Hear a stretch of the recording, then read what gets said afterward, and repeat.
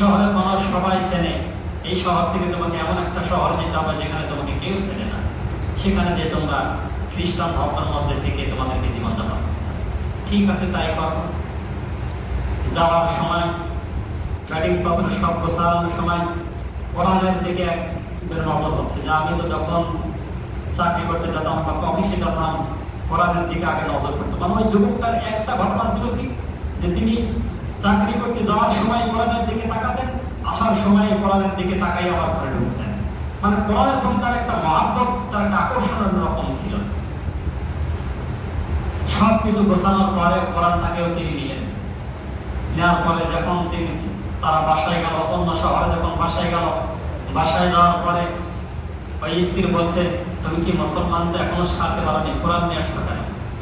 বলছে, তোমাদের পুরাতন খ্রিস্টানদের ঘরে যদি কোরআন থাকতে পারে, তা আমি তো নতুন খ্রিস্টান, আমার ঘরে কোরআন থাকবে, সমস্যা কি?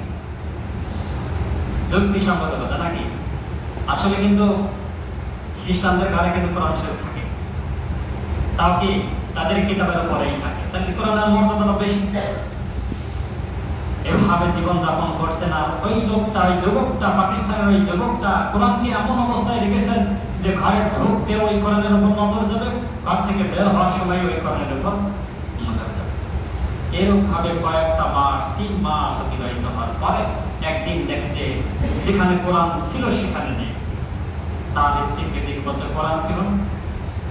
বলছে যে আজকে আমি ঘর পরিষ্কার করতে যে যেগুলো অকাজ জিনিস, দীর্ঘদিন যাবৎ কোনো কাজ আসে না, সেগুলো সব আমি ডাস্টবিনে ফেলে দিয়েছি। ওই যুবক বলছে, তখন আমার মধ্যে মনে হলো যে স্ফুলিঙ্গ হলো, আগুন যেরকম ফুলকিতে বের হয়ে গেল, আমার সারা শরীর এরকম আগুনের মতো স্ফুলিঙ্গ হলো, রক্তগুলো টক টক করে ফুটতে লাগলো, এরকম মনে হলো। তারপর খুব কর্কশ ভাষায় স্ত্রীকে বললো, কোথায় বেরোছো, তুমি তো আমাকে সেখানকার কথা বলো।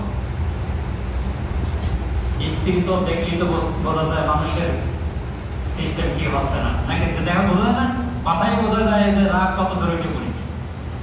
বলছে অমুক ডাস্টবিনে ফেলেছে। যখন বললো তখন দৌড়ে গিয়ে সেই ডাস্টবিনে খোঁজাখুঁজি শুরু করলো, কিন্তু খুঁজে আর পায় না, এত খোঁজার পরও পায় না। তখন আল্লাহ তাআলা ফরিয়াদ করলেন, আল্লাহ রাব্বুল আলামিন, আমি হয়তো বুঝে না বুঝে তোমার দিন ত্যাগ করেছি, কিন্তু আমি এই মুহূর্তে তোমার দিন গ্রহণ করছি, কালেমা পড়ে যে লা ইলাহা ইল্লাল্লাহ মুহাম্মাদুর রাসূলুল্লাহ। মুসলমান হয়ে আল্লাহর কাছে বলেন যে আল্লাহ, আমি মুসলমান হয়ে গেছি, এখন আমাকে আমার কোরআন শরীফ পাওয়াই দাও। এরপর যখন তিনি কিছুক্ষণ কোরআন খুঁজলেন, কোরআন শরীফটা পেয়ে গেল। ডাস্টবিনে ফেলে তো ময়লা মাটি হয়নি, তাই না? তারপরে কি করলেন, ডাস্টবিনে যখন কোরআন পেলেন, তখন নিজের জামা খুলে ওটা পরিষ্কার করে বুকে নিয়ে বাড়িতে আসলেন। বাড়িতে আসার পরে স্ত্রী বুঝতে পারছে যে মুসলমান হয়ে গেছে। জিজ্ঞেস করছে, তুমি কি মুসলমান হয়ে গেছে? বলছে যে হ্যাঁ, মুসলমান হয়ে গেছি। দীর্ঘ 3 মাস যাবৎ কোরআন শরীফ ওখানে ছিল, আমি তোমাকে কিছু বলিনি। তুমি যখন কোরআন শরীফ ওই জায়গা থেকে সরাই দিছ, আমিও আমার দিক থেকে তোমাকে সরাই দিছি। ওই মুহূর্তে বললো, আমি তোমাকে তালাক দিয়ে দিলাম, আমার যত সম্পদ আছে সব তোমাকে দিয়ে আমি চলে গেলাম আমার দিকে। তাহলে কোরআন মানুষকে হেদায়েত দান করে কিনা? হেদায়েত দান করে না? কোরআন নাকি হেদায়েত দান করে। তাহলে কোরআন মানুষকে হেদায়েত দান করে। এই হেদায়েত না পাওয়ার 4টি অর্থ।